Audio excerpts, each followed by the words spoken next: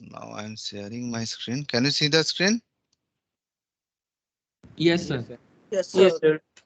Okay, so in the last class we have discussed about the global warming. Okay, now today we'll start about the some protocols are there about to stop the global warming and all the activities. So that is one of the important protocol is a Kyoto Protocol. So this is actually done on 1997 in Japan. It was called as a Kyoto Protocol. Its commits the rich countries is binding to cut their emissions of greenhouse gases such as the carbon dioxide. That the developed countries agreed to cut their emissions by a collective average of 5% below their levels in 1990s by 2008 or 12. Representative Climate Conference, it is done on November 2000 and discuss about the implementation of the Kyoto Protocol. Many of the countries that agreed with the Kyoto Protocol and they are working on this. That that's why right now whatever the uh, emissions rate of the carbon dioxide gases was there now 95% already reduced. Till till now we are suffering also means only 5% is now is being emitted by the developed and developing countries, but till now we are suffering with that carbon emissions problems due to the cutting of the trees and population growth.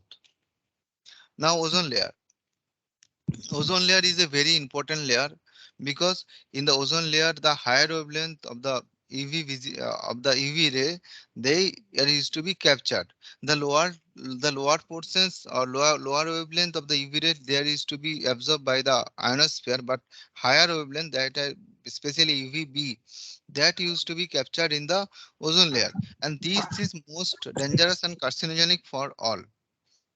Achas. Please mute your microphone. It's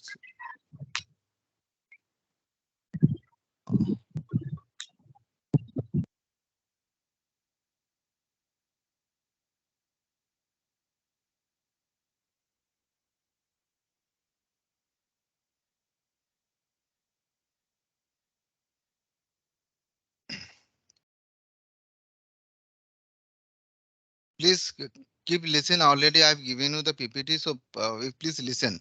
Okay, so this is the range of that. That is if you look at that, so EVA, EVV, EVC, and for EV. So among of them, EVB and EVC. This is DNA damaging range, and these are carcinogenic for the biodiversity. So these are the spectra end. You just go through once about that. If we look at the ozone layer, ozone layer exists in the stratosphere as we know. Above that, mesosphere is there, and after that, the outer sphere is there. And now, what is the role of the ozone layer? This is actually composed of O3, a gas composed by the three atoms of oxygen, bluish gas that is harmful to breathe. Nearly 90% of the Earth ozone is stratosphere and referred as the ozone layer. Now, if ozone presence in the troposphere, that means where we live, then it will be very dangerous for the human health because ozone is highly reactive in nature and it can react with any live cells. That's why for that when we disinfect the our drinking water, so we use ozone gas, especially in the developed countries. They use the in some countries, not all countries, that ozone gas. So ozone absorb a band of ultraviolet radiations called UVB. Now, how the ozone layer formed? So in 1930s, Enrich proposed a series of reactions to account for the ozone layer. So what's happened when oxygen molecule comes in the contact of the light at the wavelength of that 120 to 210 nanometer, it's uh, uh, disintegrate into oxygen radicals, and that oxygen radicals in the presence of energy it's converted to ozone and some amount of heat is to be generated. Again, that ozone in the presence of light, again it is going to be di- dissociated into oxygen and oxygen radical. So this is actually chain types of reaction, but always it is observed that a particular amount of ozone concentration always maintained in the ozone layer. So now, uh, As we know that ozone layer is very important because it's absorbing the UV radiations, but due to anthropogenic activities and also some amount of geological or natural activities, that ozone layer is to be depleted due to whatever the natural activities are there. So that is not create much more problem because the depletion rate is used to be late. Depletion rate is to be uh, um, low, and also it is going to be recovered very soon. But due to anthropogenic activities, that means the man-made activities, whatever the pollutants we are releasing to the atmosphere, they that directly react with the ozone gases which are present in the ozone layer, and they destroy them. So let's read it out. Ozone layer depletion is simply the wearing out or reduction of the amounts of the ozone in the stratosphere. Unlike pollutions, which has many types of and causes, ozone depletion has been pinned down to one major human activity. Industries that manufacture things like insulin foam, solvents, soaps, cooling things like air conditioners, refrigerators, and takeaway containers use something called chlorofluorocarbons. So CFC is the one of the most important. Other ozone-eating chemicals are pesticides such as the methyl bromide halogens used in the fire extinguisher and methylene chloroform used in the business.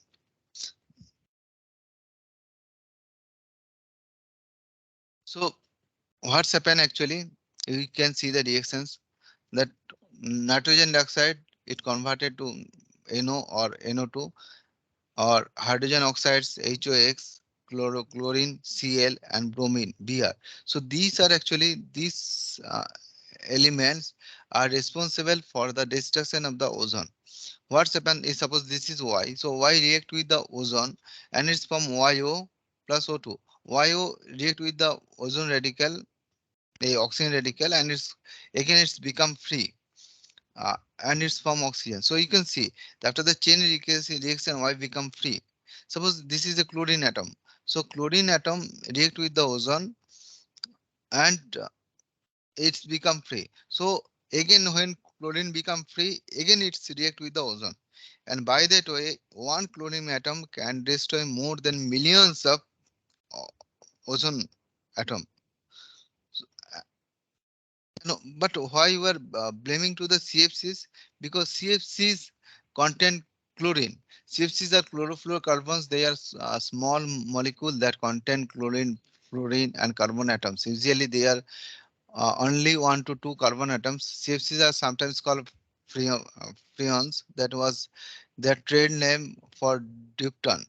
CFCs are referred by a number, that is the most common CFCs are CFC 11, CFC 12, CFC 13 formula. Acha. So HCFCs are CFC that contain hydrogen. It This makes them more reactive to the OH radical, decreasing their tropospheric lifetime. That means that the 1 pound per pound basis HCFCs, that is called soft CFCs, destroy less stratospheric ozone than CFCs, hard CFCs, because a smaller fraction of CFCs survive to react with the stratosphere. Now इसके साथ क्या किया जाता है कि CFCs के साथ OH radical को ऐड किया जाता है. ओके, यही सॉरी हाइड्रोजन रेडिकल को ऐड किया जाता है. ये इसलिए ऐड किया जाता है कि एटमॉस्फेरिक के जो OH रेडिकल है उसके साथ रिएक्ट करके that will be settle down. Otherwise what will happen that whatever the CFCs, normal CFCs are there, if their presence in the atmosphere, they can sustain more than 100 years. सो जब वो उसका life time जब वो उसका 100 years होगा, then there will be highly chance वो कभी भी स्ट्रेटोस्फीयर में पहुंच सकता है, या that can release the chlorine at any time, and that chlorine is going to be very harmful for the ozone layer. That's why the normal CFCs are called soft CFCs, hard CFCs, and hydrogen bonding CFCs are called soft CFCs. Now, hard CFCs are unreactive to OH and other reactive radicals in the troposphere. They are also pretty insoluble in water. That means their tropospheric lifetime are easily long enough that the majority of the tropospheric CFCs pass through the tropopause into the stratosphere. Once they are, they are subject to light of shorter wavelengths In particularly, many CFCs have UV windows that is centered at 205 nanometer between the strong O2 and O3 absorptions. That means the most can photo dissociate that dissociated in the bottom of the half of the troposphere. इसका meaning जो है, ये जो CFC suppose CFCl3 है, light का जब touch में आता है, then it's going to be release one chlorine atom, and that chlorine atom is a very dangerous because it can destroy the I already told you the millions of uh, ozone radicals. But आप लोगों का मन पे आएगा sir ये पहुंचता कैसे वहां पर? ये एक्चुअली आप लोग अगर if you have observe it, so आप देखोगे ये ओजोन होल डिप्लीशंस या ozone layer depletions that normally occur in the either in the polar regions or in the higher altitudes. Because higher altitude में क्या है कि आपका ट्रोपोस्फेयर बहुत पास होता है, स्ट्रेटोस्फेयर बहुत पास होता है। सिमिलरली पोलर रीजन में भी ट्रोपोस्फेयर स्ट्रेटोस्फेयर बहुत पास में होता है। आपको मैं थोड़ा एक बार ड्रॉ करके दिखाता हूँ।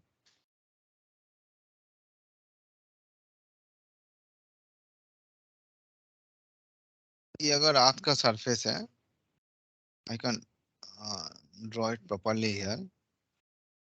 सो this is not to the scale, okay. So ये जो पोलर रीजन पे होता है यहाँ पर, इसको मैंने ट्रोपोस्फेयर ड्रॉ किया, इसके अबाव में होता है stratosphere. So in the polar regions stratosphere is much more nearer, और in the higher altitudes where suppose आपको हिमालय में कितना होता है हाइट ऑल्टीट्यूड, मोर देन 8,000 और ऑलमोस्ट 600 मीटर 8,000 मीटर ऑल्टीट्यूड होता है। सो वहां से आपका जो स्ट्रेटोस्फेयर होता है बहुत पास में होता है। So that means that the air can goes up and reach there easily in the stratosphere or to the ozone layer. So when they reach in the troposphere, so they also get the pollutants like nitrogen oxides, hydroxyl radicals, यहाँ पर जो आपको दिया हुआ है, flare, CFCs, bromine ion. So these are which are uh, which can kill or can destroy the ozone atoms. Okay. Now ozone hole.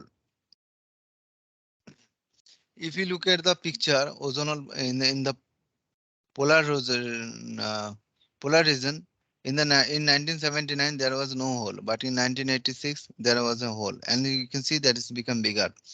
Actually, in the 1979 it is first observed that there is an ozone hole in the Antarctica region, yes. But the scientists were very much confused that how it could be possible that more than Asia specific area there is no ozone layer. What does it mean ozone hole? Is there any hole? No, it is not like that. Concentration of the ozone gas in that region is very less. It's come down to ppb level, whereas it should be in the 10 ppmb level. It's come down to ppb level. So scientists could not rely on their data. They took 5 years, and after that they publish their data, and after that they start monitoring, and after that the Kyoto Protocol came in the picture. So why the ozone hole is occur in the Antarctica region? Why not in the other places? Actually, what's happened? This is the due to the polar vortex. What is the polar vortex? Polar vortex actually a wind cold uh, core layer storm, you can say that is to be rotating in nature, and the radius of that polar vortex is to be very high. And uh, in normal cases, what's happened, whatever the warmer air, they actually I don't know that it is here or not. Let me check. Not, it is not here.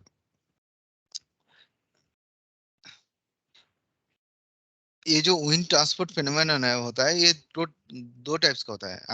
I am telling you, just listen.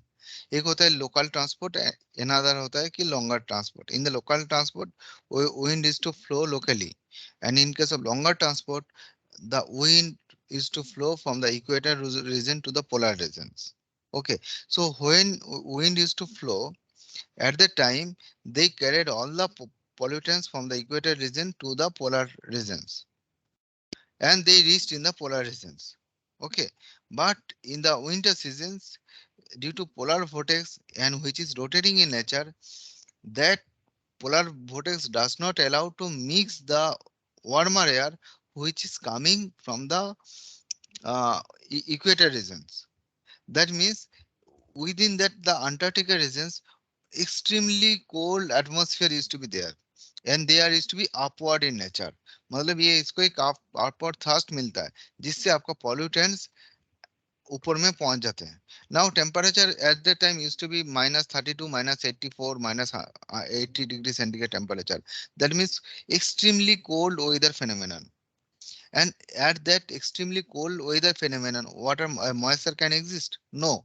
Whatever the moisture is to be present in the atmosphere, they become the very fine ice crystals or ice particles.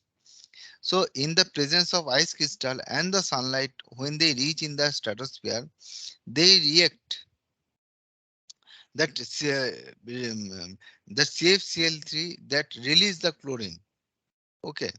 In the presence of sunlight and in the presence of ice crystals, the CFCs release the chlorine. Once chlorine is released, that chlorine started reacting with the ozone, and they started destroy the ozone layer. And within a month period, it is observed that the no uh, mm, ozone gas ozone layer is to be there. But when the spring season is become started, that then the polar vortex is to be vanished. When the polar vortex is to be vanished, the warmer air which is coming from the equator region, they able to reach there, and the situation is become normal. Then ozone layer formation is to be started, and it's regain to its normal conditions. But it is observed that with the year, due to the destruction rate and the formation rate was not equal. The destruction rate used to be too high. That's why um, the ozone layer could not able to maintain the 10 ppmb level of the ozone in the Antarctica regions. So these are the reactions you can see. It is already I discussed. So these are the reactions. Now, impact of the ozone depletions harm to the human health, more skin cancers, sunburns, and premature aging of the skin, more cataracts, blindness, and other eye diseases. Adverse impact on the agriculture, plant growth, especially in seeding, is harmed by more intense UV radiations. Major crop species are particularly vulnerable to increased UV, resulting in reducing growth, photosynthesis, and flowering. Effects of plants, psychological and developmental process of plants are affected by UVB radiations, even by the amount of UVB presence day sunlight. Effect on animals. In domestic animals, UV exposure may cause eye and skin cancer. Species of marine animals in their developmental stage, uh, that is young fish, some larva caps. Larvae have been threatened in the recent years by the increasing of the UV radiation under the Antarctic ozone hole. Effects on the materials, wood, plastic, rubber, fabrics, and many construction materials are degraded by UV radiations. The economic impact on the replacing and or protecting materials could be significant. Measures to prevent ozone depletions: limit private vehicles driving, use eco-friendly household cleaning products, avoid using pesticides, developing stringent regulations for the rocket launchers, banning the use of dangerous nitrous oxides. International measures, some international measures already taken. Montreal Protocol signed in 1987 and comprised that is a 189 countries um, s- participated on the date to reduce the CFC substances, and Singapore first, the Singapore country banned the CFC products. Even India also stop using that CFCs or using very minimum amount of that CFCs. Okay, in the next class, I'll discuss about the photochemical smog. I'm giving you just brief. What is that? Photochemical smog actually the highly uh, uh, reactive nature of compositions of different types of harmful uh, air pollutants. You can see the diagram. These are very dangerous that can kill. That can uh, mm, uh, what is what can I say? Uh, if you live in that area, your lungs disease may occur.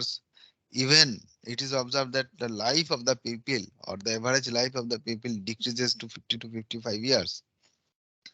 I'll discuss in the next class in detail about that.